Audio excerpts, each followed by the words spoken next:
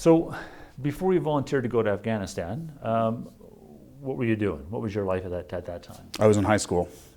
So when I joined up, I was in Thunder Bay. I was in Ontario, and what they had actually just instituted with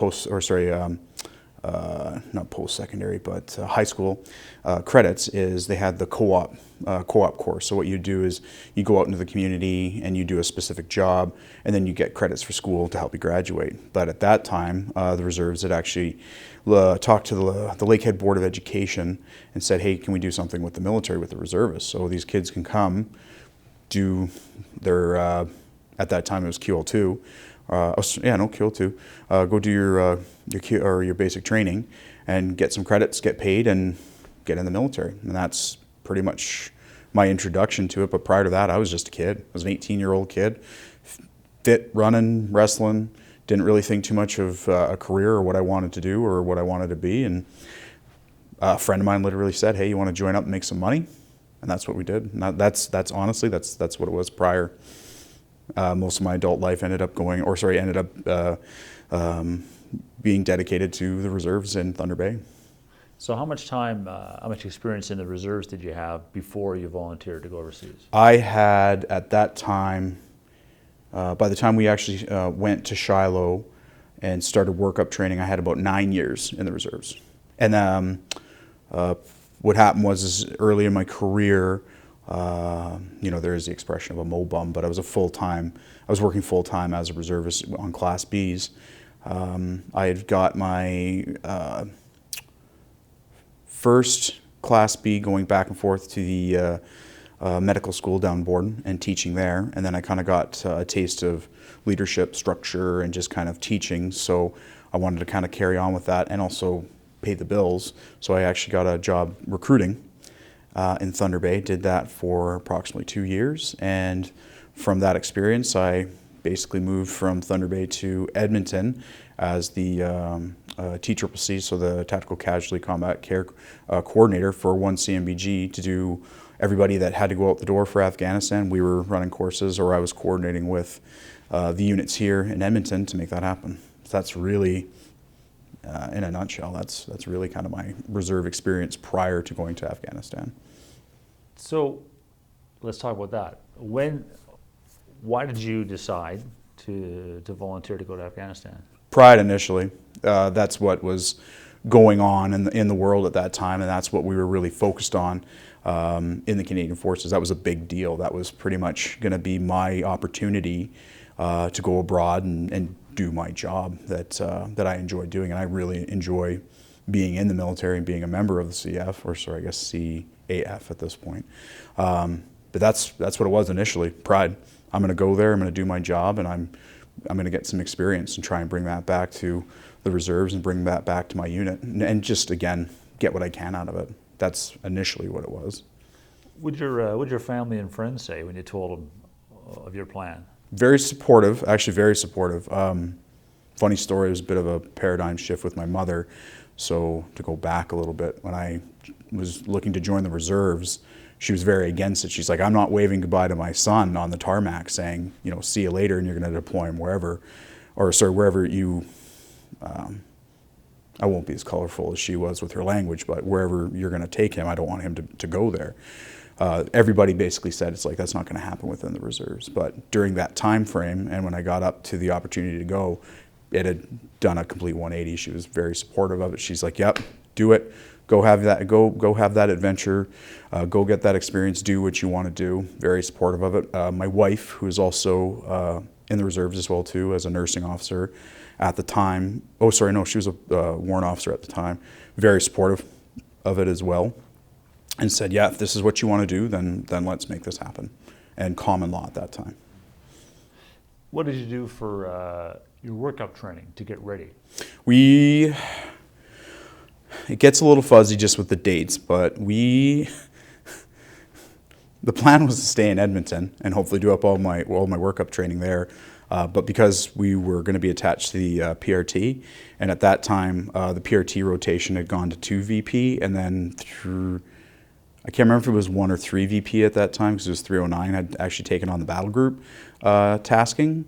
No, it was 1 had taken on battle group and 3 was on the omelet, I believe, on that rotation, but I could be incorrect.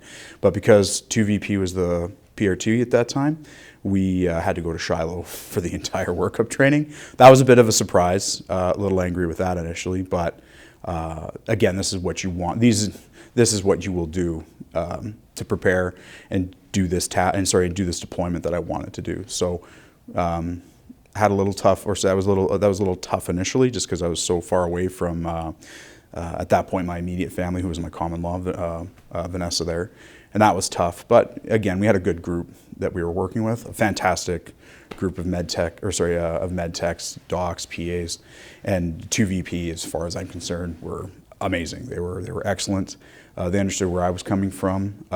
They saw that I wasn't. They saw that I was basically able to perform my job and do what I was supposed to do. So, with that, there was a very very good relationship with the med techs and the UMS on the ground, and the actual 2VP that we'd be working with. So that was good, and that made things a lot easier. What about the reserve mix? How was that relationship? It is what it is, right? Like you have to know what you're coming into. And to give a little bit of background, I was a sergeant prior to actually signing the paperwork, but they were like, "No, you're going as a master corporal. That's that." And I was like, "Yeah, sure, that's fine. If that's what I need to do, I'm more than happy to do that. Like this will be my opportunity." So as long as you just kind of accept your lot in life, and then from there, it's a case of proving ground all the time, and that's fine. Just like any job and any profession that you move into, there's that transition phase where it's like, what's this guy all about, or how well is he going to perform? And then when expectations are met, in a lot of cases exceeded, respect and trust and camaraderie is built from there. So it was good. Rough. So to answer your question though, sir, little tough, but then as everybody worked together and that camaraderie and that trust and respect was built, things were good. Things were very good. There's no need to call me sir when you're talking and doing it. Just keep it light. Keep it light. Keep it light. Keep it vague.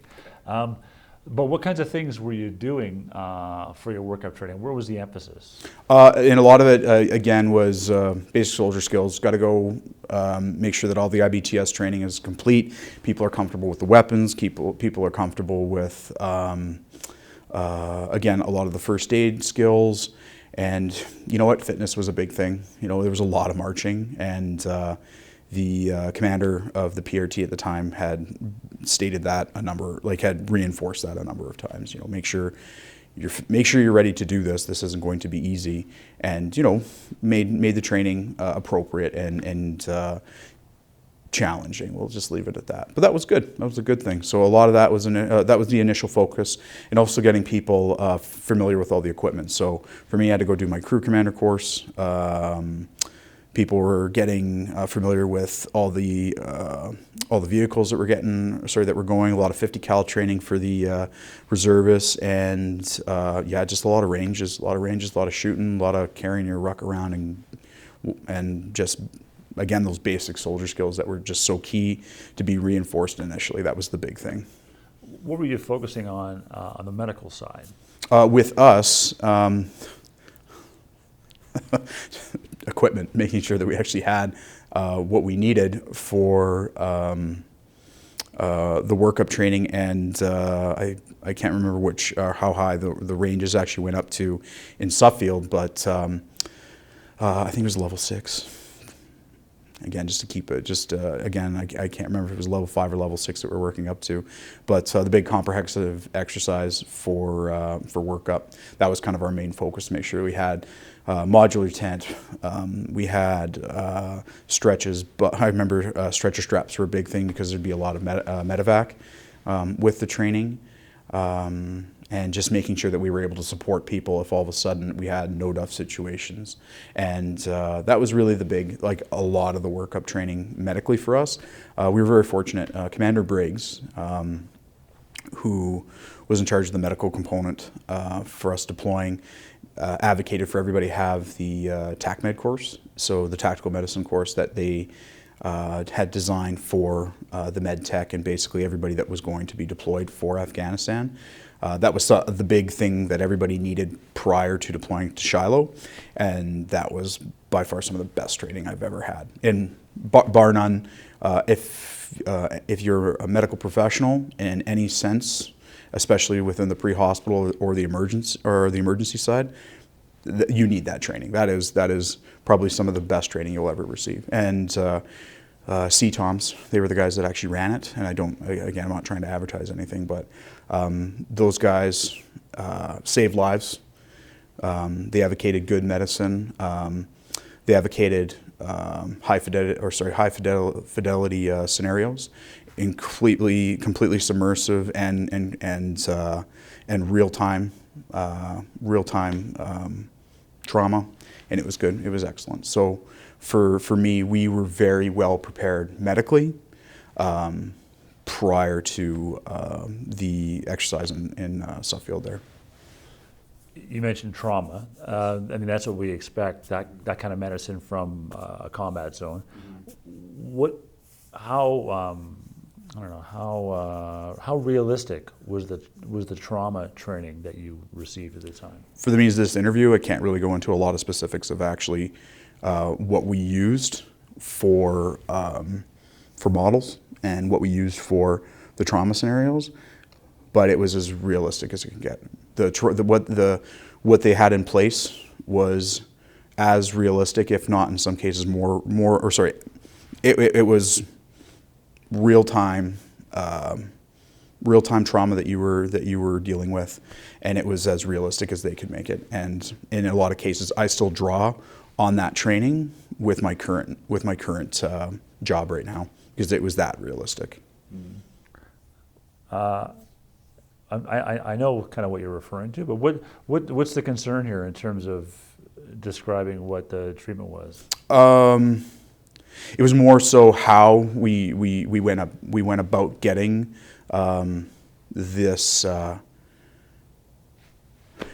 You know what? I'll just say it, and then we'll kind of go from there. But that we use models. So, and what the models were whatever. They were pigs. We used pigs, and they were sedated. They were treated humanely. Everything was incredibly documented. Veterinarians were there. Doctors were there, and these were, and the respect that we had for what this model was doing for us and allowing us to do. And again, there's a lot of humanitarian issues that are involved in this. There's a lot of different views on what we're doing to this model, which is a living, breathing creature. But the experience we got out of it, working with these people and the trauma they were able to inflict, and seeing and understanding how the body would react, and in a lot of cases understanding how much we could withstand, within the trauma we would be exposed to, just gave everybody confidence, gave them a better appreciation of the knowledge that we knew, and really enforced the basics. If you could stop the bleeding, make sure that the heart's still beating, get a helicopter or get whatever you have for evacuation means to get this person from or off the X to a world class 1 5-star, probably the best surgical suite on the planet, and with some of the most experienced trauma doctors, nurses, even med techs. If you could get them there within that 5 to 10 minute time frame, these people would live. You had a 90, at the end of it, I think it was anywhere from a 98 percentile of survival, getting them from the initial incident to that trauma theater. And that's amazing. That was amazing. And this course and what we were put through reinforced that and just gave us that confidence. You were ready. You were prepared. I felt, and again, experiences vary, but I was prepared. I was confident, and I was ready to do the job. And again, we were the crew commanders, and in a lot of cases, depending on some tours and how, and again, we had a lot of people that had gone and deployed and done the job that I had done come back and say, things would be so bad that you would have to help, or you'd have to try and triage or treat in certain situations. So they just reinforce like there's a very good chance you'll be using these skills, and this is why it's so important that everybody has this opportunity to take it. But again, just to get to my point, like you were prepared after that course. Like it was an excellent course. Not as well. It's not really.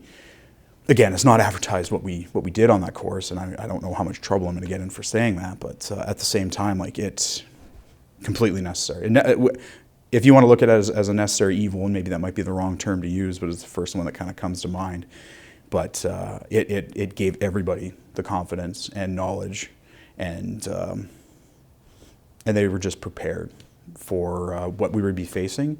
And again, understanding how to evacuate these people from that initial incident and get them to that treatment they need.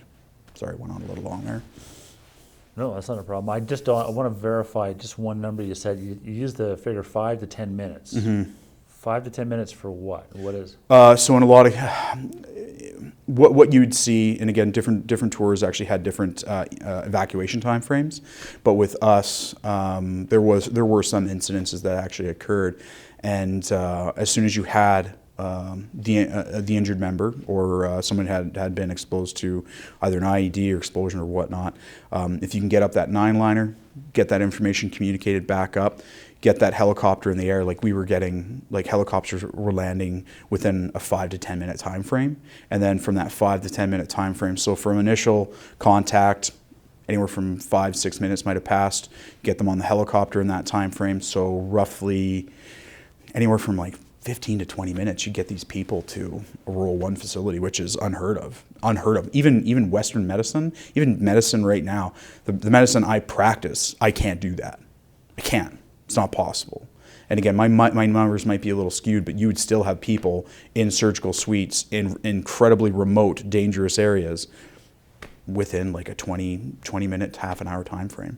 And they're going under the knife, and these thoracic surgeons orthopedic surgeons, all these this dynamic team would come together and save these guys. For better or worse. And again, there's a whole different outlook on how these guys, some of our members have been injured, and then they come back, and there's a lot of rehabilitation, and there's a lot of physical injury that they have to work through. And again, I'm not speaking to anyone that I know personally, or just a lot of the issues that some people have worked through. But again, like I can't provide that here in Edmonton. I can't. But we were able to do something amazing. Well, again, I would say amazing when we were deployed. That's what we were able to do. I was very fortunate that it only happened a couple times, and with my experience, nothing of any severe gravity. But there were other people that weren't as fortunate as me. Some people had some bad incidences, but again, a lot of the people were prepared for that, medically and first responders as well too. For a civilian audience, can you just take a second to explain the difference between a Rural 1 and a Rural 3 facility? Certainly. So Rural 1, Rural 3, and I have used some terms like UMS, and I think it's changed again as well too. But Rural 1, Rural 2 is what we were using in Afghanistan.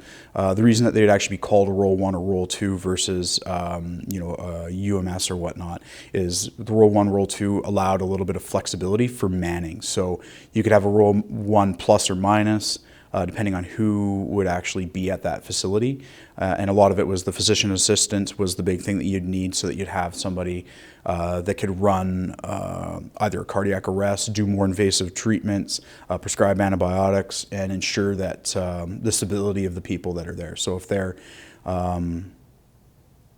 again, if it's a trauma issue severely injured, they're going to be removed from that Rural 1 to a Rural 3, and I'll get into the explanation of that. But if all of a sudden people are having either back pain, knee pain, or in a lot of cases have a terrible infection, a lot of GI over there, which is never fun for anyone. But if all of a sudden they're no longer able to monitor these people, or they're in a lot of cases outweighing the resources at that Role 1 facility. You have somebody with that medical expertise, so the PA, physician, senior med techs that'll say, you know what, we need to evacuate you, or you need to go to some place where we can monitor you. So from your Role 1 to your Role, and again, there's Role 2 and Role 3, but with the Role 3 facility, you might have everything from OR suites to holding facilities, and you'll have just basically more medical expertise at those areas to deal with either more complex trauma, maybe in some cases like people that are ill or sick, or just need to be monitored as well. And in some cases, I'm not sure how much mental health had actually been there, but I know with my tour there were, we tried to have as much mental health and support that we could in theater. So after all this workup training, what's your expectation about what you're going into? Do you remember how you felt at the time? You know, I felt excited. Like I'll be completely honest. I felt excited. It was something new. I felt prepared for it. And then I just remember when I got there, I was completely overwhelmed. I couldn't understand. I couldn't fathom the heat. I'll never forget the heat. And I'm pretty sure that's something that's always brought up. I couldn't get over the size, like how big everything was. I was like, wow, this is the show. This is where we're at. And then, but we were there, and we were there with, again, some of the senior leadership when we initially came in and did the RIP, because we were doing it with, I can't remember which. I'm not sure. I'm pretty sure it was the Van Duys that were there. I can't remember which organization or which company was there.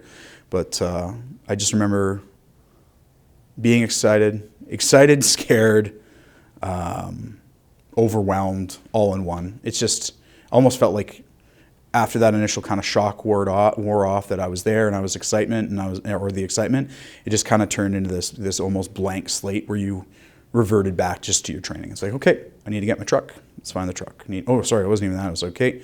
I need to find my kit. Let's get the kit. Let's find out where the actual Role 1 is, or where the medics actually are. Let's figure out where that is.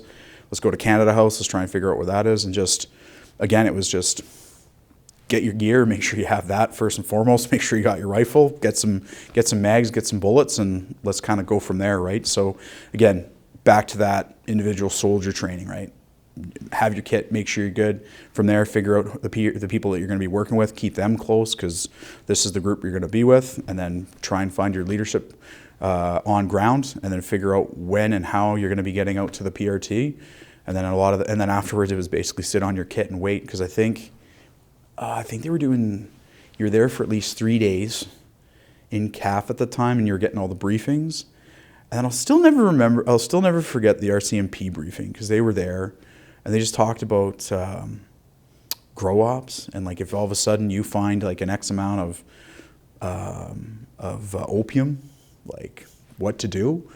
And I just remember we all just kind of sat and looked at each other. We're like, is this really happening? And yeah, it was. So for me, it was just everything kind of came together, and I'll never remember, like I don't know if I'll ever have that same kind of feeling again, because it was just so new, and you just had to kind of work through it. So that's kind of how it worked for me. That's your expectations for, let's say, the environment and stuff. What were your hopes for yourself? What did you hope to get out of this at the end of this 6 or 7 month tour? You know, you can always go back to, do you want experience, maybe some cash, a medal? I'll be honest, I didn't really expect I was going to come back. Like that's what I prepared for. I'll be completely honest. I've had a few discussions afterwards with people, and that's what it was. Like, you know what? I think I'm not sure if I'll be coming back. Like that's kind of what it was. It was just at that time, and just kind of my expectation. It was let's just get through every single day. Let's do every single day. Let's set up a routine, and just try to work through every single day, every single problem, and not really forecast out that far. I'll be completely honest, that's what it was. That was kind of my expectation. Do everything I can, live every minute, live every hour, just live in the present. And if I get back, I'll kind of I'll work at it, or I'll make a new plan from there. But that's, to be completely honest, that's what it was. Not that, and again, like, it was a winter tour, and the thing is that there's so much hype. Like, there was just so much hype. It's like, you're going to get shot at. There's going to be explosions. There's going to be this. There's going to be that. And don't get me wrong, there were people that had those tours, and that's what people were preparing you for. And it was like, if you die, who gets your stuff? I'll never forget that. That was from the lawyer.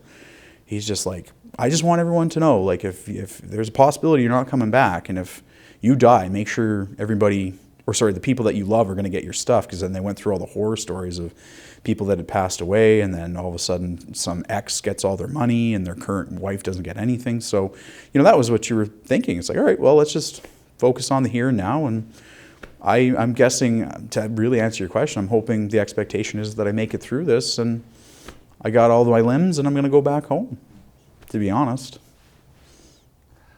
Tell me about the first time you go outside the wire as in your capacity with a Bison Am. We got in. I remember it actually quite well. We got in, got our gear. We're getting kind of orientated to the PRT. Everyone was good. They kind of showed us what and who and where everybody's at. And then the QRF rolled in. We got the Bison Am there. It was a little bit of like that broken English, because, like, again, my French is okay, his English is all right, so it was like le gun, le bison, it's like le stuff. I was like, okay, sure. So he's like, the list. So we go through the list and check it all off. Everything looks okay. Got my comms, make sure my comms are up and running. Make sure that crypto is all in. Life's good. I learned from the collective training in Suffield how to actually make sure that the radio is connected to the antenna so I can talk to people. Made sure that was going on, and we were pretty much ready to go. That was it. It was very fast. The nice thing is the entire crew changed out at the same time. The issue was because we were going to be embedded with the QRF for the PRT the entire time, and we were with the counter or the CID guys. They hadn't come in yet, and so we were still with the French guys, and we were still with the Vandus with the QRF. So we got the lay of the land and said, as soon as this radio barks and says, I think you basically came, what's funny? I had it for 7 months, and I can't even remember what the call sign was anymore. Like 7 months, but I still have issues with the radio breaking every single time. But they'd say, as soon as you get the call for 1, 2, 3, and 4, you're heading down, you're going to get your orders, and you're going to go. So we were just kind of waiting for that. Got the call maybe that evening, like around 5, 6, because we just finished up supper, but we got the call. Went down, hopped in the truck, out the door we went. And the guys, like the Vandus even said, it's like, yeah, we took a lot of bombs apart, but it was pretty uneventful, like nothing really happened. So we went out. I remember it. We came down. It was right by Alexander the Great's castle there. I always forget the road, but we did pass by the prison. Went out, took a right, came down the road, and all of a sudden, everybody kind of set up the cordon. They're going to go check out the IED. Life's good. And we got shot at. All of a sudden, actively engaged by the enemy.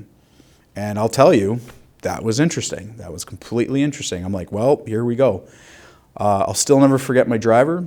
He's out of his hatch. He's got his weapon because this is what he was there for, the show. And he just looks at me and he's like, fire at that tree line. Let's go. So hit the cupola, turned the C6, started shooting, and the goddamn gun jammed.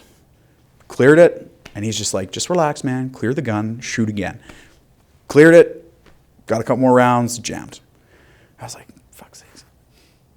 Sorry, I don't mean to swear. Did it again, jammed, but at this time, everyone, the Vandus figured out, I was like, oh man, we're getting engaged. So they were pulling around and just setting up their cordon and then just trying to figure out who was shooting at us and what happened. And it was a couple bursts, and the problem is like it's so long ago now that you kind of remember certain things. I just remember I would argue that there was rounds landing just because I saw the dust kind of kick up by the Bison, And I'll never forget this this police guy. There he, and again, I'm a very visual, kinetic kind of guy, and there he was, and he's got his RPG. I don't know what it was, but it looked like from the Soviets. It was this old RPG, and he just fires it. He fires it over the tree line. I don't know what I don't know what he's firing at, but these guys are like, yeah, fire, boom, and they're just shooting stuff, exploding. Kiowa came in. It started shooting at the tree line. I don't know what they were even shooting at that point, and I was just kind of like, well, my damn gun jammed. This sucks. Took a couple more hours for us to finish, and again, I don't want to. There were some other kind of humorous things that happened at that point, but I don't want anything to kind of come out at anyone else's expense. But it was just like, okay, well, this is what's happening. This is how it's going to be. That's what I figured. I figured this is going to be the tempo the entire time. So, right on. Yeah. We go back. My driver starts yelling at me because it's dark and I'm trying to back him in. And he's yelling at me because he was stating that the Van Dues were probably laughing at us because we look kind of messed up backing things in. It was the first time. So we got it all squared away. And I just remember coming in and the captain, he was 2VP, came up and he's just like, first time you got shot at, eh? I'm like, yep. He's like, well, got your cherry pop. Good for you. And then we just went and had something to drink, had something to eat. And you were kind of like, wow, this is how it's going to be. First thing I did was went and cleaned the gun. It's full of cleaning swabs. The gas regulator, I'll never forget that. It was just caked. So again, lessons learned. But that was the first time. That was awesome. And then from there, it was a lot of sitting and waiting and taking bombs apart. But still, you're doing something, right? You're taking bombs apart, but there was never anything like that again. Was there, could you describe like a typical day, or you mentioned you want to get into your routine. What was your routine? You know what? It was pretty good because we were 15 minutes notice to move for the entire seven months. But it was basically have your radio on you, radio squawks, get back to the CP real quick, or sorry, get back to the no, can't remember if we had a talk in there, if we had a CP.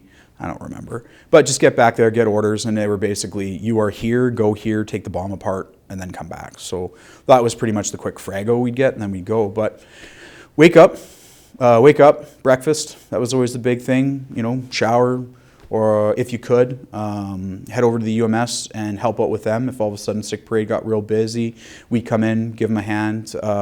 We were very fortunate that the doctor that was there and the team that we had respected what I knew and my knowledge. So again, it was a lot of physical assessment and whatever you needed, you just talk to the doc, and it's like, ibuprofen, give some people some naproxen if they needed a quick. Well, I don't think we had much for antibiotics. It was a lot of like just, clean things and make sure nothing's going to get infected. But yeah, it was just kind of the routine there. If things got busy, or if we got called out, then we took off. And that was fine. We just said, hey, we got to go. Out the door you went. I always did a morning workout, and I did an afternoon run, and then basically breakfast, lunch, dinner. But that was pretty much about it. I didn't do much I didn't do a whole lot for movies, like not a ton. Like a lot of guys were catching up on like on some TV shows, like on downtime, or they did their video games. But I just usually try to stay pretty active. So work out in the morning and run in the afternoon, and then a little bit of a cool down, and then head over to the UMS to try and talk with the doc, or maybe crack a book. A lot of emails. Try and email as the best that we can, or stay on top of things. We had TACnet set up in there as well too. So you just kind of keep your ear on the ground. But then I never had any issues sleeping. And then with us, they really tried not to deploy us in the evening, just because with the EOD guys, they didn't want to operate at night. There wasn't enough light. So we did okay for sleep, but there were some early mornings and there were some late days. I think our longest might have been maybe 16, 18 hours to get everything taken apart. But that was the routine. That's what it was. It was good. What's it like being on call, a 15 minutes notice to move for 6 months? Was that a stressor, or is that you just take it in your stride? I'm pretty user-friendly. So initially at the time, like what I said, when you're just operating kind of like within that next step, it's just that's what you do. That's how you operate. I found afterwards I had some problems. Like I had some real issues where, and I still do a little bit, where you're just kind of working within the here and now and not projecting out. And I've talked to people and discussed that, but I felt there was a little bit of long-term issues, but the short term, 27-year-old guy, fit, working out twice, you can tolerate that. That's easy. This is what I'm here to do, right? And again, that kind of alpha male, macho horse. Sorry, I shouldn't swear. BS kind of kicks in, so you just roll with it. It's like, yeah, this is what I'm doing. I think at the end it was the COO of the VP unit came up and he's like, "You were on like for the whole time?" I'm like, "Oh yeah, the whole time." He's like, "Really?" I was like, "Yeah, that's what I did." He's like, "Oh, good for you." I was like, "All right." That was it. Like it's just, you're a soldier. You just do what you do. This is what you're tasked to do. Go do it. That's, again, I'm pretty user friendly. That's what I trained for, and that's what I did. And I'll tell you, I enjoyed it. And for what it's worth, I'd do it again. That was a great story about your first time out. Is there another day, another incident that stands out in your mind? Happy, sad, good, bad, that you can tell me about? You know, I have two, and they're two very different ones. One, we were going out, and I'm not sure if we were going out in the Dan district, but we were going pretty far southeast, and we were going kind of the outskirts of our AO, just to cover over, because the EOD guys couldn't get out. The guys that were actually covering that area couldn't go, so they sent us out just to deal with it. And again, two VP guys were doing force protection, awesome guys, great guys. And I'll just never forget it, because we're walking up, and the A&P are like, "Yep, bomb's over there." And, you know, they get out, we're doing our vulnerable point search, and it just seems weird. Like, there's guys on top of a building watching us, like, far away, and there's this disturbed earth that we're about to drive over. Like, I'm trying to remember, because I remember that I think one of the front vehicles had moved around, and then we were there. And again, it's just how you remember it. But again, memory does play a little bit of tricks on you. But the one thing I do remember was they're doing the VP, and they're like, "Okay, yeah, I know the bomb's over there, but like, what about this? Like, this seems concerning." And they were like, "No, nothing. Don't even worry about it. No, that's nothing. I was there a while ago," and it just didn't seem right. It's like, well, how can we check this? And they're like, "No, don't check it." It's like, "No, I think we should check this." And then, yeah, it was comical, because they're like, no, nothing. No, there's nothing there. No, nothing. It's bombs over there. So anyway, we checked it, and there's a bomb. And there's a bomb, and the guy is up in the distance on top of the house. Like, you can kind of see him get up there, like, "Okay, all right," you know, and they just kind of try to wander off. So we get the bomb. We call because this was the same time frame where President Obama basically said, "We're sending troops to Afghanistan." And it was funny, because I walked in the tent. He's like, we're sending troops to Afghanistan." I walked out, and all the troops were literally there, because I saw it on the news, which, again, amazing to see. So we called in the MP battalion to come in and actually investigate, maybe, and actually detain these guys. They showed up. There was no messing around. They grabbed these people. They detained them. They were like, "You are coming with us. We're gonna investigate. Like, we're gonna figure this all out." Got the command wire, and I think we ended up taking out a cell as well too, or like some medium level guys. But that was an interesting day, and it was just like we all kind of sat and looked at each other. And I was talking with my driver, and I'm like, if they would have hit us, that would have been bad, because like we were in the Bison. That was basically, you're done. Like we had both our hatches open. We were driving around, and it's like, if you get hit in that thing, it's over. Like, you are finito. My best option would be being, and as morbid as this sounds, but this is what the mindset that you're in. This is what you need to do to prepare yourself.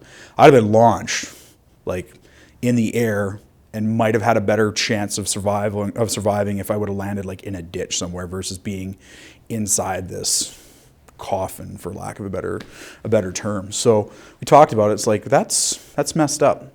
That was interesting. Whether or not they would have hit us, who knows? Again, I'm not the one pulling the trigger on the IED. We were just fortunate enough that we had excellent guys we were with that were diligent and said, we should probably check this out. So that was one. And then the other, I do apologize, I'm getting two, but the second one was We had a fantastic doctor, I will say his name is Dr. Jamie Thibodeau, who's no longer with us. Passed away of other complications, nothing with the tour. We had this girl that was burnt, maybe 2-year-old girl, roughly. I'd even say maybe a little younger. Kids there would get burned quite a bit with pots of water. Like they'd grab them or they'd get these real bad scalding injuries, and then they're not going to make it. They don't have the ability at the hospital there in Kabul to really take care of these kids and do complex wound dressings, antibiotics, and just monitor them. So she was coming in, I think every 2 or 3 days or 3 days. We'd come in, change the dressings, help her out, and it was good. A lot of guys really, pardon me, a lot of guys enjoyed working with her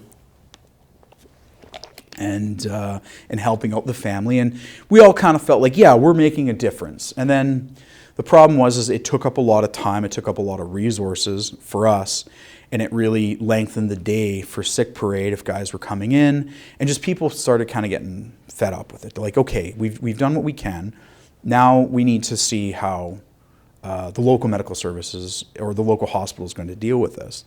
So some time went by. So lack for the time frame, let's give it maybe a month plus or minus that we were treating her.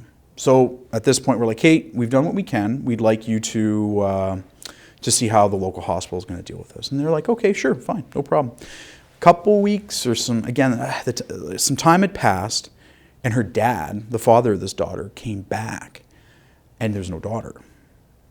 So I just always had kind of I've always had kind of the misfortune of like running into these kind of odd issues where you have to make difficult decisions. And really the first decision was going to be, I'm getting ahead of myself. She had passed away. He came in to tell us like she had passed away. And that now he was looking for compensation for his time traveled and bringing his daughter here and then bringing her back home. Because this took up a lot of his time. So I was initially met with shock, anger, frustration. I could have done something very silly to this individual with just kind of his response and the nonchalance of his. And she was a beautiful, beautiful daughter.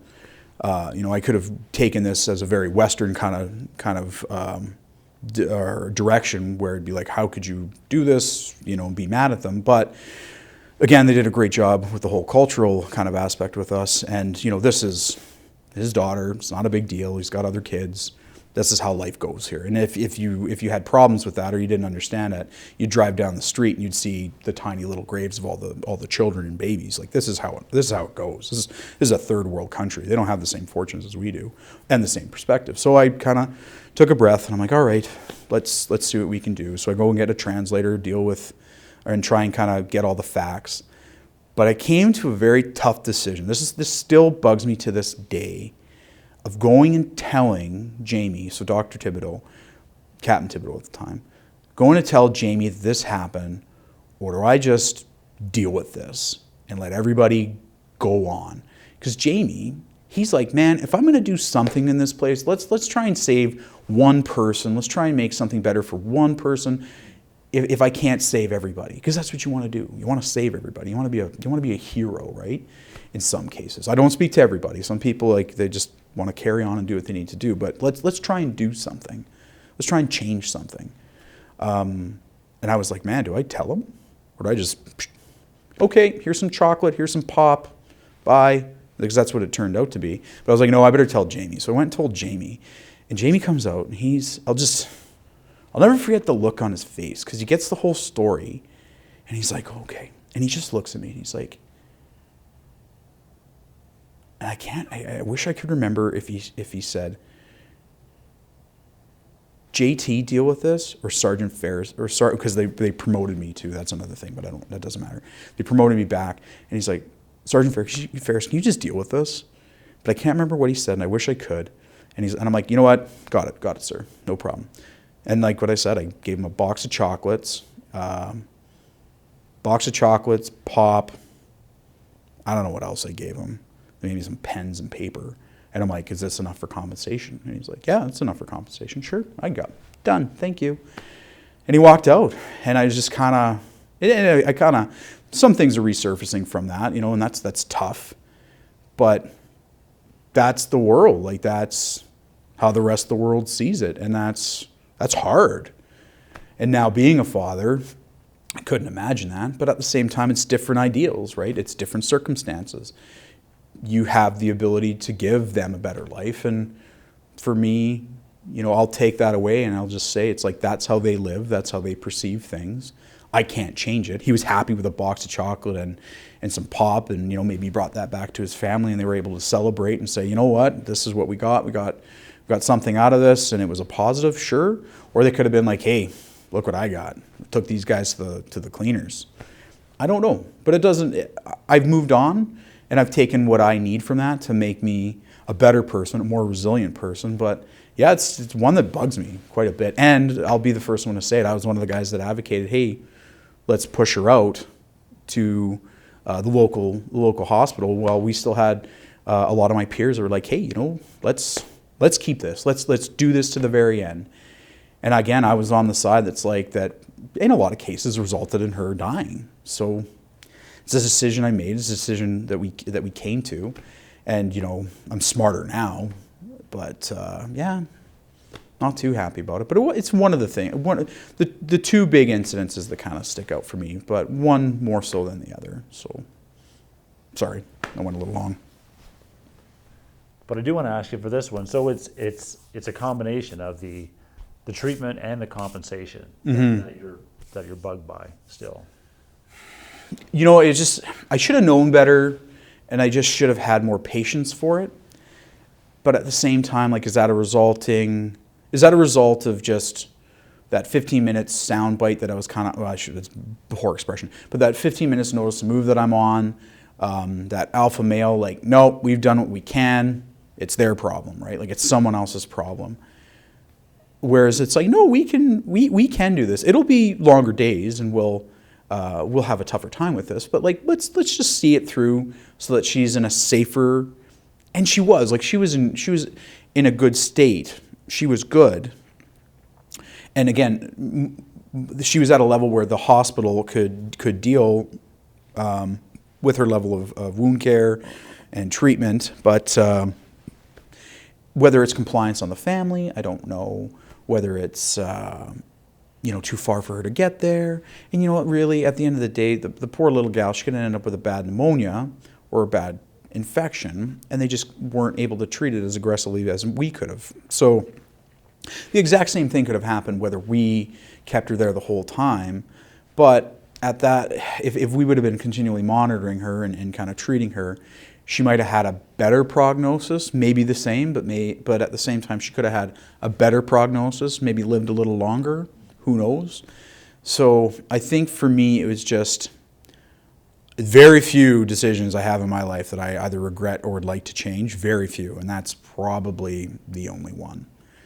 Because with my motto, my work ethic now is the right thing is always the hardest thing to do, and that's what I bring to work every single day. And again, it's not like this weighs on my shoulders, but this is what happens when either it's a case of complacency or you don't want to go that extra mile, and we could have. And this is some of the results that happened from it.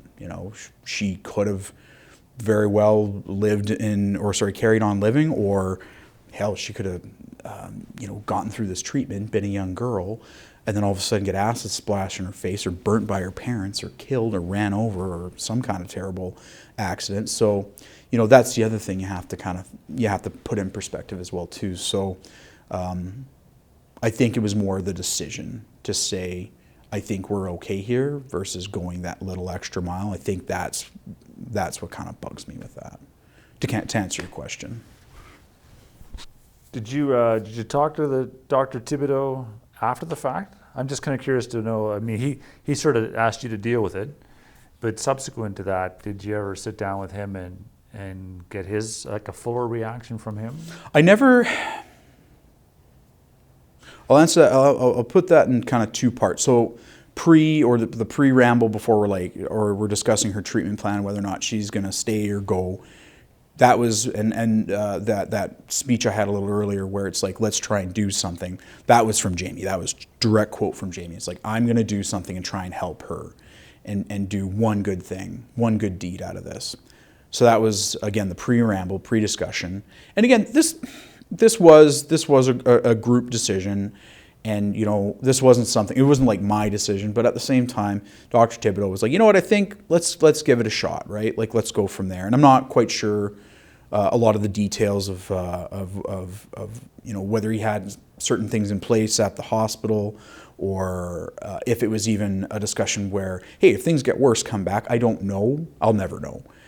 But afterwards, kind of the discussion that we did have was, we both could have done some physical harm to this individual. Nothing good would have come out of it, but we were both very, very frustrated that this is your daughter, this is your blood, this is your child, and just so nonchalantly, you know, say, oh, she had passed away. But again, that's where I reverted back to, it's a cultural thing. That's just how it was. And that's how it is in a lot of third world countries. And again, you even see it here in the Western world as well too. Just people don't take their children for granted, or maybe you know, don't care for them as well as other people, or don't even have the financial backing or support that they need for their kids. But it happens everywhere, and that was just kind of our little discussion there. And it was just quiet. It was very short. It was just we both were like, that was terrible. It's like, yeah, it's like, I'm just glad he's gone, because, yeah, I think Dr. Thibodeau did a lot of like karate and combat stuff, and he was just like, something bad could have happened if that would have lasted any longer, but he couldn't deal with it, couldn't process it, just as emotions were pretty high when he got the news. So, and again, that's the other thing is, you know, maybe I just should have swept it underneath and just saved him that turmoil. But for me, that's not my. I came back to that's not right.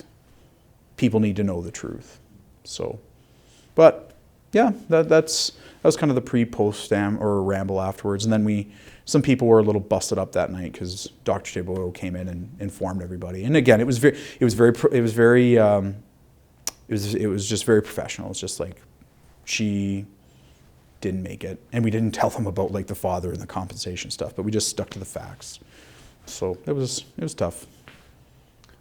When you finally get a chance to take a break, to go on leave, where did you go, and what was that like?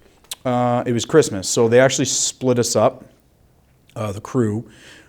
I'm not sure. I think in a lot of cases it was just so they didn't have to roll in an entire new bison, and they didn't want us to really break up the crew that we had with the EOD guys and VP. So my driver and myself both went at separate times, and I just went back home to Edmonton. And from Edmonton, Vanessa and I went to Cuba, which was awesome.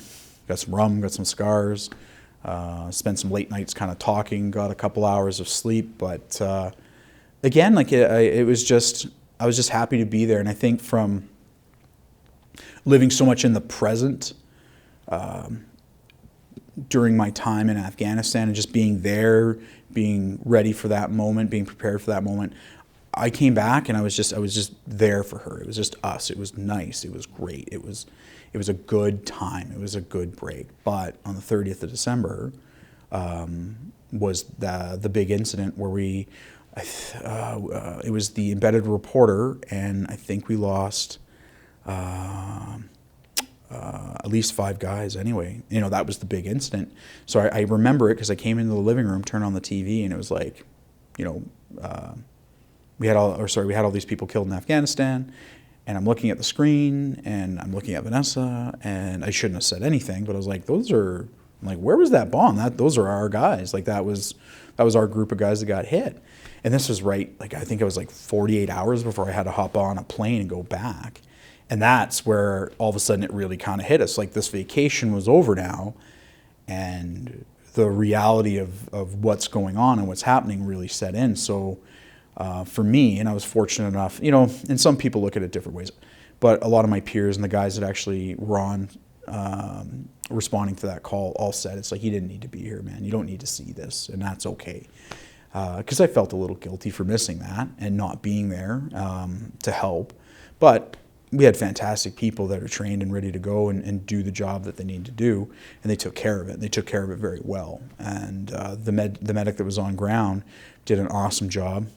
She did a fantastic job triaging and getting people out of there and either saving life and limb. She did an amazing job.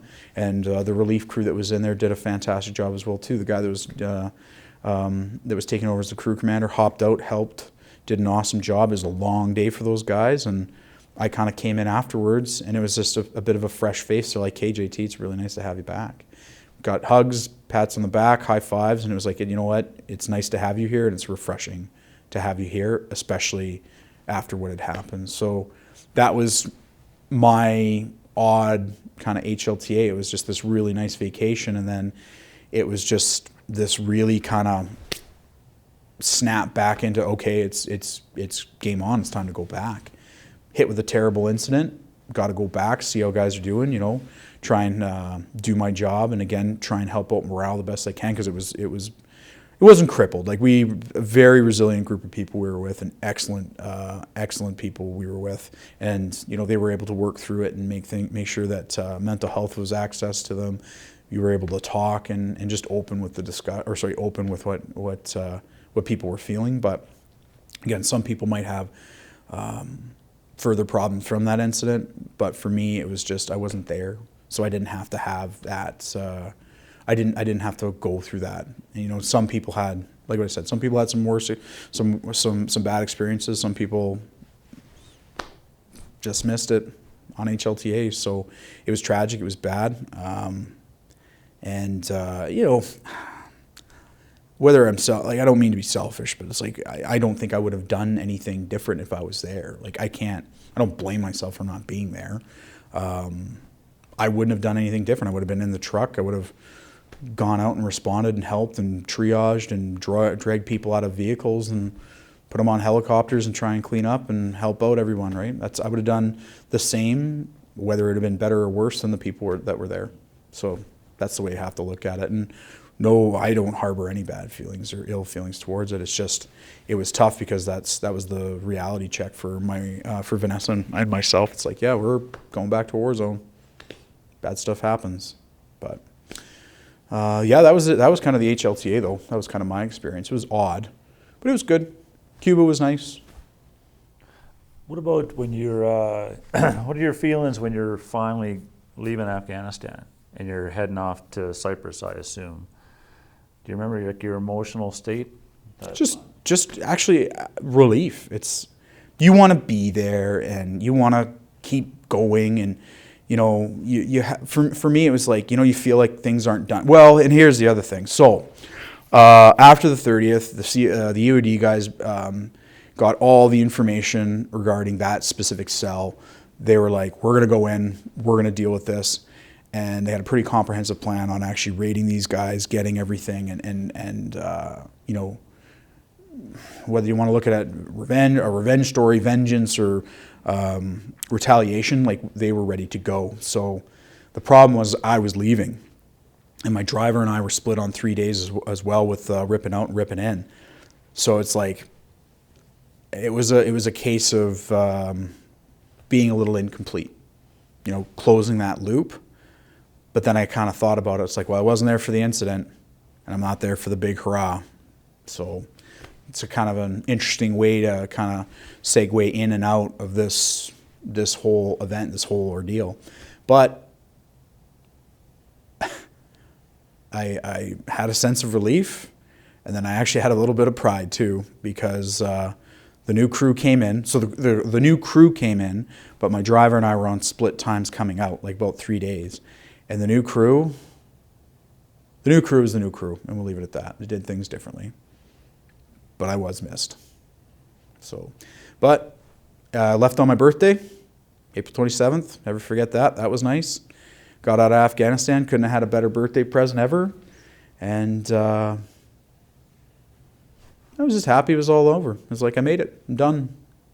I'm a better person for it. I was in great shape. I got to see the Canadian Forces operate at, I would say, like the like not like CISO or special ops kind of level, like where it's very specialized and everything is smooth or as smooth as it can be. Again, I don't know how those guys operate. I'm pretty sure they have their frustrations and issues. But where we were at, we had a great team. We were a specialized team. We had a specific job that we had to do, and I felt that there were some issues and there were some things that weren't complete. But every day we went out, took bombs apart, came home, and everything just operated very smoothly. So I kind of look back on it and I was like, you know what, we did a good job. I was happy with working at that specific level, and very fortunate to have worked with the amazing people that I had worked with. And I felt like I was done. I felt like I did what I could.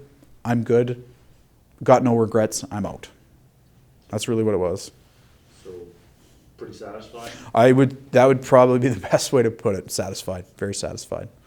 And Cyprus was interesting. Can I get a pop?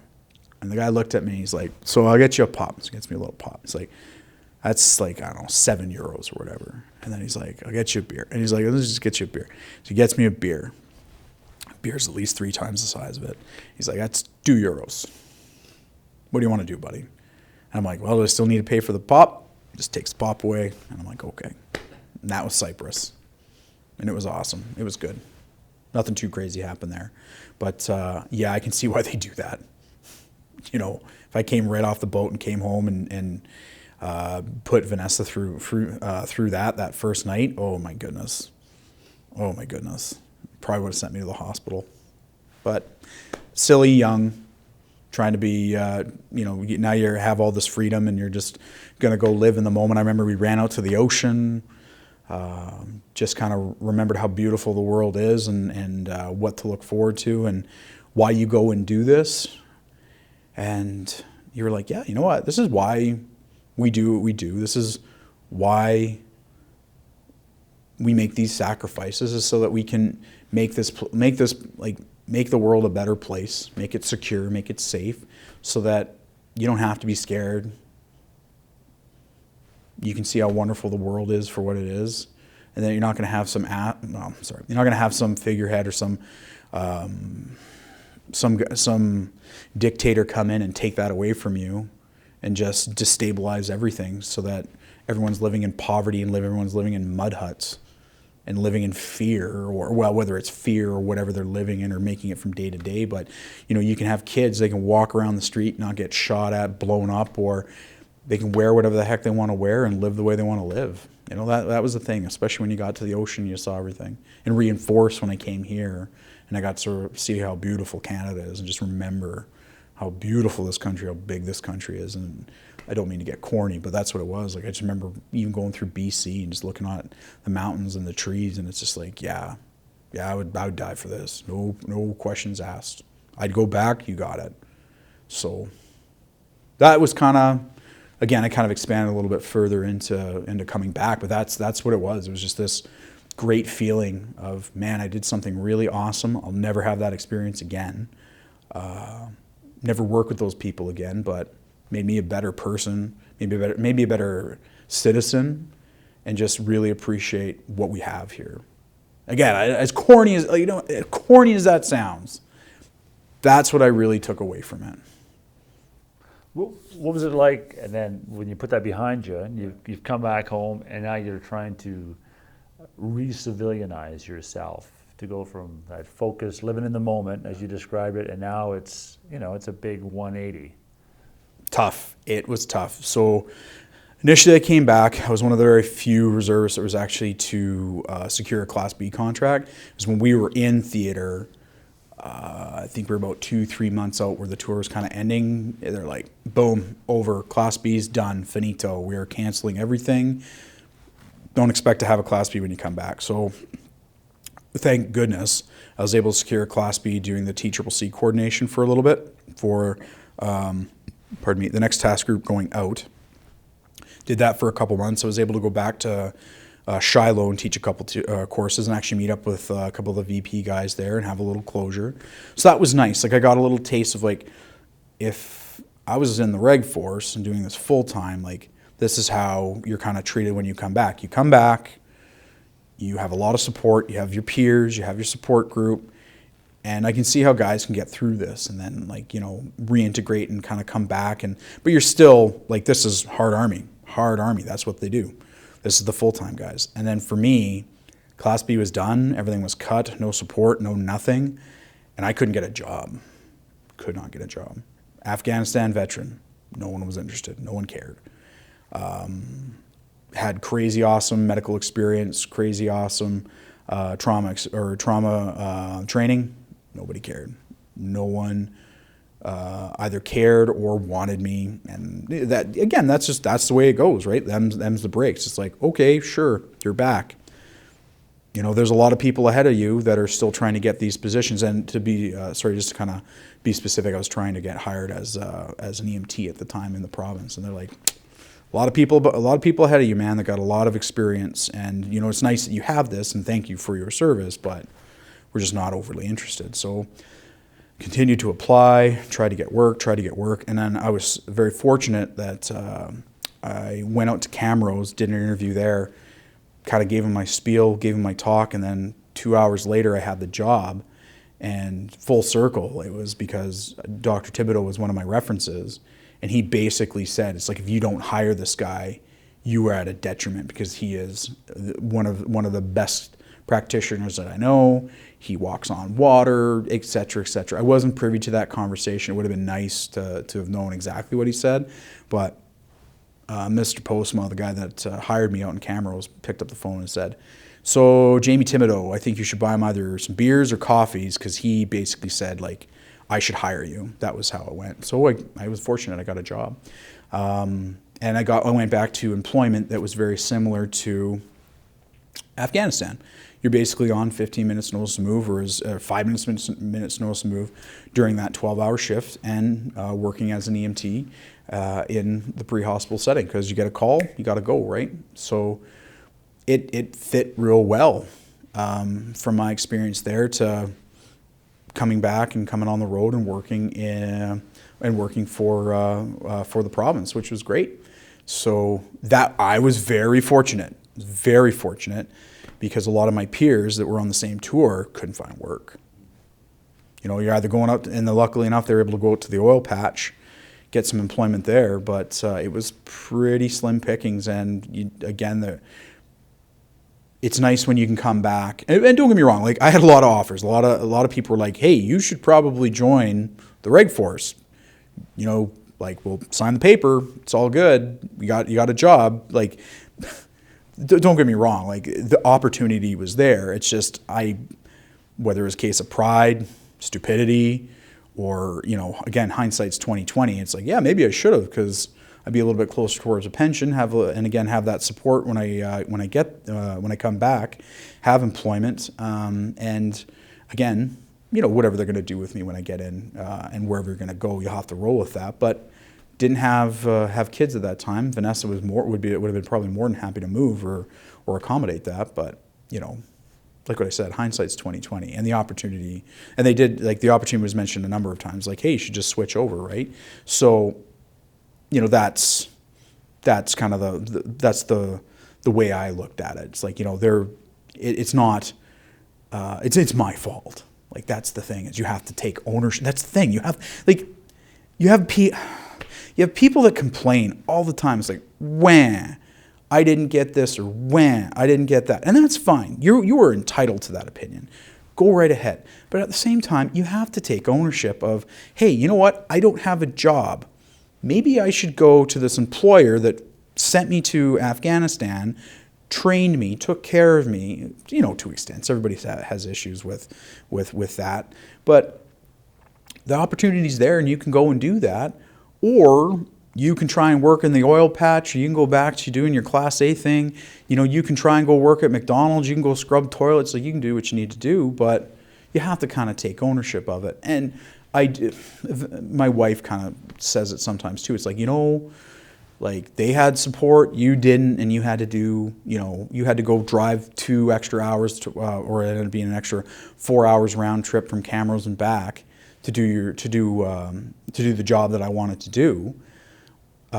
Whereas a lot of the Reg Force guys were, well, I'm already got a job, I'm good, I'm on leave for a bit here, I got some time to decompress, be with my family, et cetera, right? So, she kind of mentions that, or says, hey, that's not right. And it's like, well, yeah, but I'm a reservist. Like I kind of, we all saw this coming. Like, this isn't a big surprise. So what are you going to do with it? You're going to sit and complain and not try and fix the situation?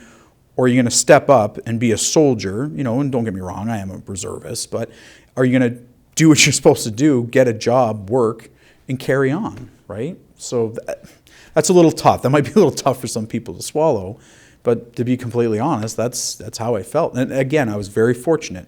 I got a job. I went back to school and I became a paramedic. I got a job as a paramedic, and I'm still gainfully employed. And I had some issues with the reserves. It's tough to go back to. It's tough to go back to the mundane Class A life where it's like, okay, guys, IBTS, shoot the C7. I don't care about all the cool, I don't care about the stuff that you did in Afghanistan. That's not relevant here. You guys need to go set up modular tent to make sure trucks run. And again, you can't get trucks that'll run properly. You can't get equipment that'll run properly. You're always the second thought. And then, things happen, i.e. the floods. Hey, guys, we need you to go out and deploy and do things. Or, I'm not going to go in all the other things that I'm concerned about, but the world is a dynamic place. And at the end of the day, the reserves, the one thing that's good with us, and here's me on my soapbox, is, we're very versatile. We have a lot of mobility. In some cases, we might not get the numbers that we need right then and there, but if all of a sudden you need somebody to either step up, do something, or, hey, I need you to go set up a truck over here, or I need you to set up a UMS there. Like, we can scramble together and put some kind of infrastructure there until we can get additional support or additional infrastructure. So with all that being said, I kind of touched a little bit about how I came back and how things worked out, and then just some difficulty with actually integrating back into just the Class A thing. But it was tough. But the lessons I learned from Afghanistan and the lessons I learned from my previous experience in the CF is take some ownership. You're going to have, and that was the other thing too, is like, you're going to have problems. Yeah. You're going to have nightmares. You might all of a sudden have a couple extra drinks once in a while just because like you need to kind of calm down. That's okay to an extent, but like if you're having issues, go talk to somebody. And I did. I was fortunate enough. I was able to talk to some mental, the 1-800 number there. You call the base orderly room there, or sorry, you dial 0 and they'll give you the number. Contacted them. I had, to this day, I think I've had 3 discussions with them with like a psychiatrist. And you know what the nice thing to hear was? Yeah, you're normal. It's okay. Like, you went to a war zone for 7 months.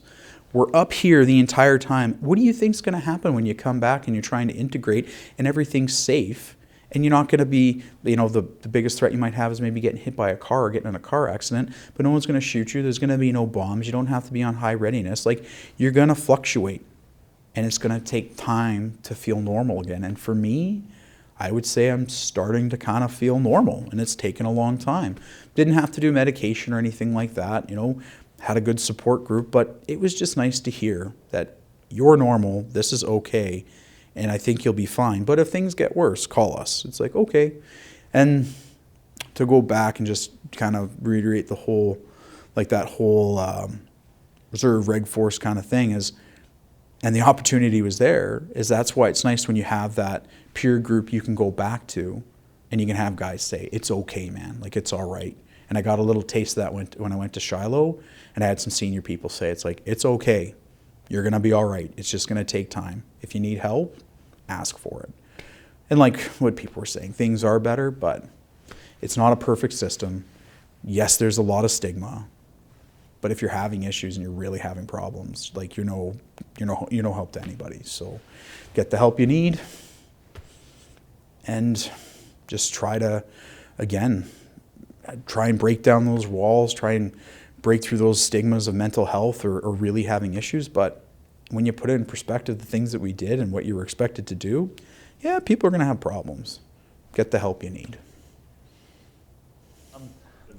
I'd like to get your take on the Army as an employer of Class B reservists. We made a big deal about the CFLC, you know, that we're going to help you, we're going to protect your civilian job, we're going to make sure you got a job to come back to. And yet, how did the Army, in your opinion, how well did the Army treat the full-time reservists that basically helped it win this, well, basically helped to fight this war? You know, the Class Bs that had to give up their Class Bs and then came back like you did, and there's no job. Is that a sore spot? It's the cost of doing business.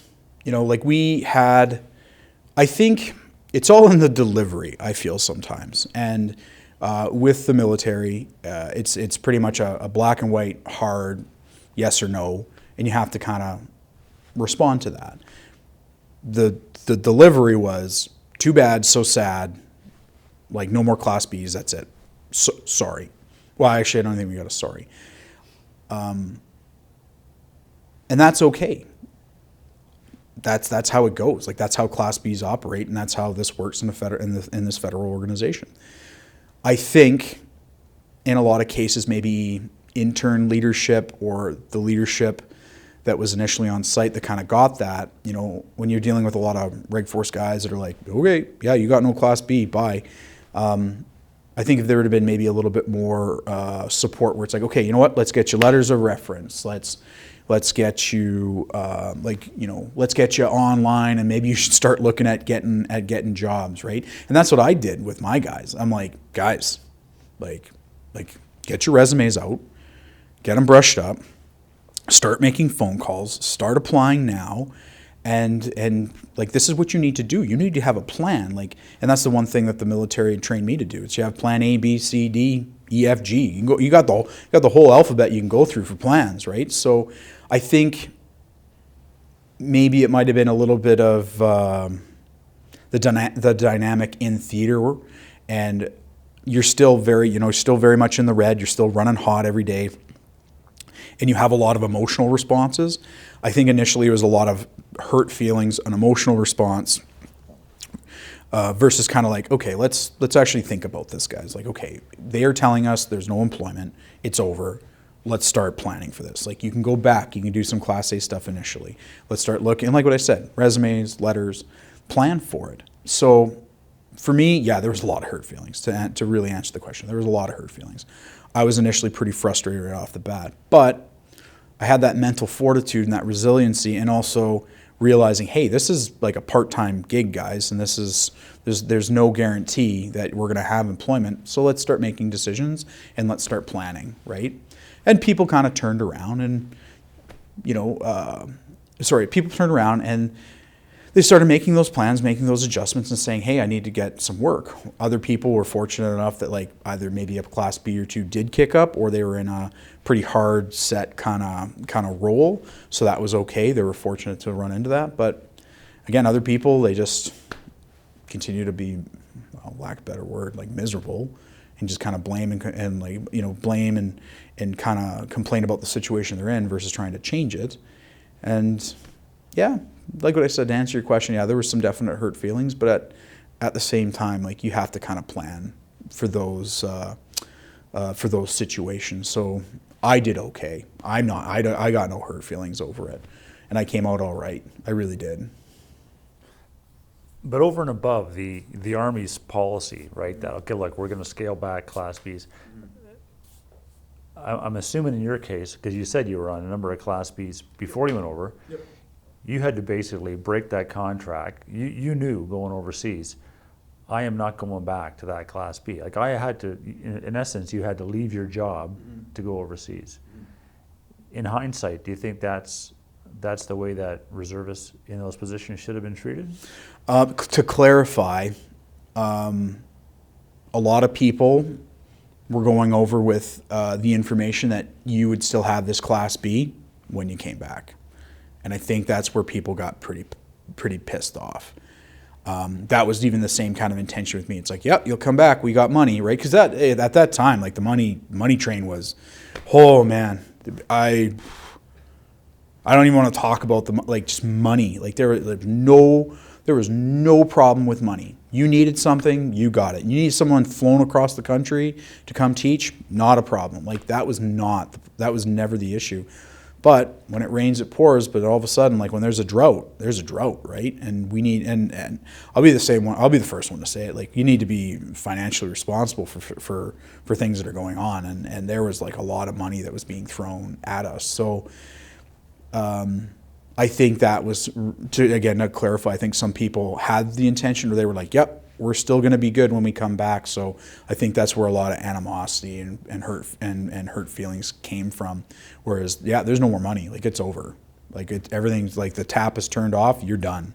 So I think that's where there was so much frustration initially, and there wasn't really that clarity. And from me now, I'm a little bit better educated, a little wiser now, and that's where, when people are hopping from Class B to Class B, and we have these junior guys in the reserves, that's where us, and especially with the experience that we bring, we have to say, guys, either save for a rainy day or don't expect this forever, and train your people to be resilient.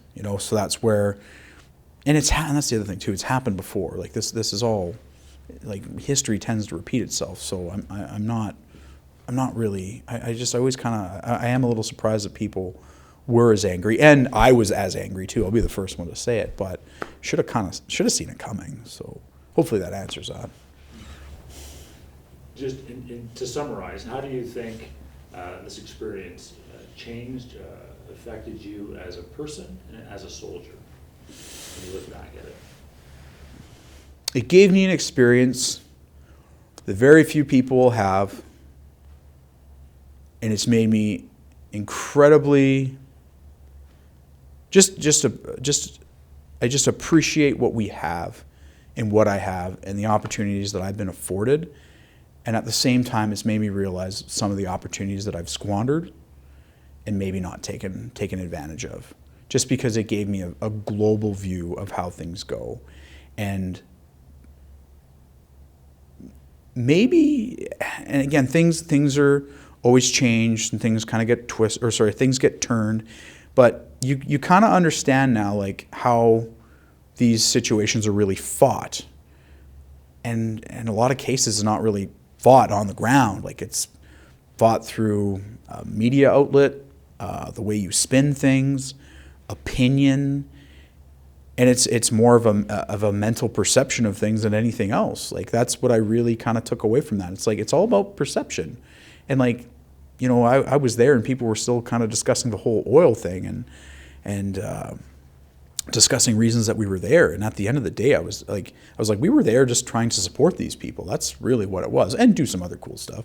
But, like, we were there to support these people and try and provide infrastructure for them. So it kind of gave me a better perception of, like, what's real. And if you want to see what's going on, you need to be there, and you need to kind of experience it. So that's one thing I took away from that. Personally, is if you're going to see it and do it, you gotta be there. You really have to get a feel for it. As a soldier, resiliency. I don't think I've ever had, after that experience, just a better perception of what we can be as an organization. What the Canadian Armed Forces, when we all come together, have a goal in mind, and are functioning at a very elite, professional, well-structured organization, like, what we can accomplish. And it blows my mind. To think that, what were we at for best capacity over there, like 2,500, like maybe 3,000 roughly, and the AO we had, and the equipment that we had, and what guys were expected to do, and what we were able to accomplish. It's truly mind-boggling. And then to see and to be there when history was changing and history was happening, when 10,000 U.S. troops showed up to do the same job that we have, basically 4 times the amount of people to do what we were doing, and probably more. It was an incredibly humbling experience. And you could even see it. They're like, wow, you guys, like, held this ground? Like, you guys were able to do this with this many people? It's like, yeah, that's what we did. So, to summarize, it'd probably be a lot of pride in this organization, what we can do. And when we're at our best, we are truly at our best. What about at the, I'm just curious, and it's funny, I've asked very few people this question, but I mean, at the strategic level, or when you look at this country today, do you think was it worth it? What do we accomplish in the bigger picture? You know, it ain't Vimy. It ain't something where we're putting, we're trying to establish kind of like a national identity. It's nothing to that extent.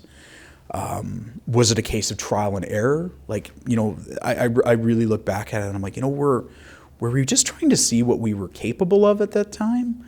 Like, was it just a run through? Was it just a trial? Was it just, we just want to see what we're actually capable of and kind of test our mettle? Was that kind of the point of it? Was that what we were trying to do? Again, like at a strategic, or you're looking at it on the outside, but were we just there to try and provide support or do any kind of interruption between Pakistan and Iraq and try and destabilize any kind of lines through that area? Like, I don't know. Like, I really don't know. But was it worth it?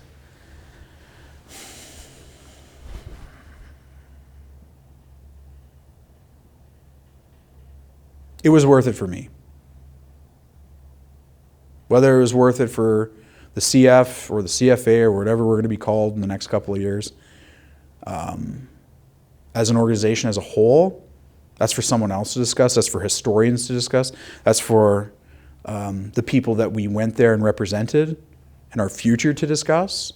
For me, I can honestly say it was worth it for me to have gone and to have done my job.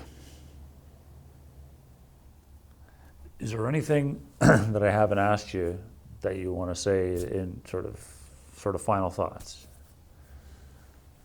Anything we haven't covered? No, I think I put it all out there. I just want to. Everybody has had a different experience with it. I might come across the sunshine and lollipops maybe with mine, that I took away what I could out of it. I had a good experience. But that was my experience. That's what I did. Maybe I got some facts kind of a little skewed with obviously some numbers and some timelines. That's for corrections later. But for me, in my experience, the people that I worked with, I was happy that they were there, and I was happy that everything worked out the way it did. And again, just